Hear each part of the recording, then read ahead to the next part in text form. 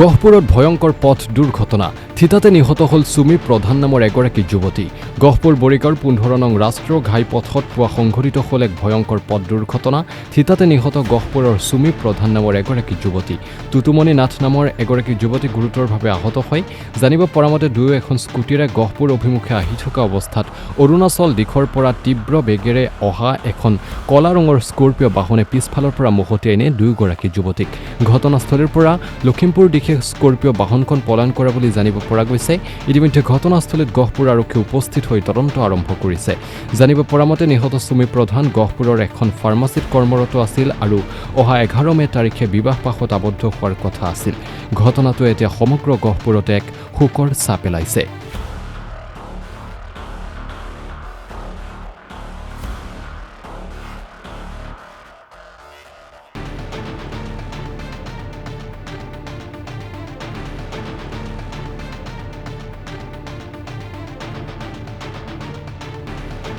গহপুৰত ভয়ংকৰ পথ দুৰ্ঘটনা থিতাতে নিহত হল সুমি প্ৰধান নামৰ এগৰাকী যুৱতী।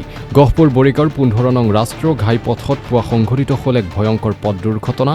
থিতাতে নিহত গহপুৰৰ সুমি প্ৰধান নামৰ এগৰাকী যুৱতী। তুতুমণি নাথ নামৰ এগৰাকী যুৱতী গুৰুতৰভাৱে আহত হয়।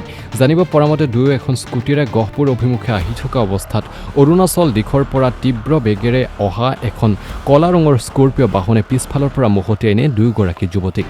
ঘটনাস্থলীৰ পৰা লখিমপুৰ দিশে স্কৰ্পিঅ' বাহনখন পলায়ন কৰা বুলি জানিব পৰা গৈছে। ইতিমধ্যে ঘটনাস্থলীত গহপুৰ আৰক্ষী উপস্থিত হৈ তদন্ত আৰম্ভ কৰিছে।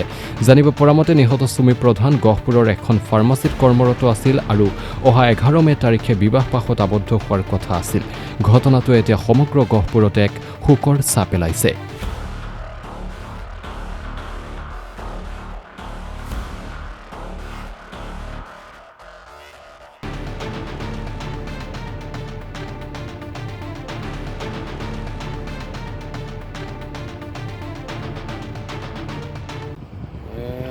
এতিয়া টাইমটো হৈছে 8:10 মানত হৈছে ঘটনাটো। মই এনেকৈ গহপুৰৰ পৰা আহি আছোঁ, ছোৱালীজনীও এনেকৈ ৰাজগড়ৰ ফালৰ পৰা এইফালে গহপুৰ ছাইডত আহি আছিলে। পিছত এখন ক'লা স্কৰ্পিঅ' আছে। মই এটা আৱাজ শুনিছোঁ। মই মোটামুটি 200 মিটাৰমান পিছত আছিলোঁ। মই তাৰপৰা আৱাজটো শুনিছোঁ।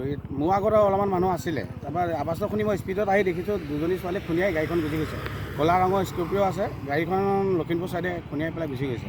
আৰু আহি পাইছোঁ এজনী ছোৱালী অলৰেডি এতিয়াতো প্ৰশাসনে ডেথ বুলি নাই কোৱা, ডিক্লেয়াৰ দিয়া নাই। হ'লেও এগৰাকী মই দেখাত তেওঁ সম্পূৰ্ণ মৃত বুলি ভাবিছোঁ। আৰু এগৰাকী এতিয়া মোটামুটি অৱস্থা সংকটজনক, হ'লেও মানে উশাহ নিশাহটো লৈ আছে। হয়, দেনাবৰী বৰ কষ্টকৈ আছিলে। মেডিকেলত তেওঁলোক দুইজনীয়ে মেডিকেলত কৰে।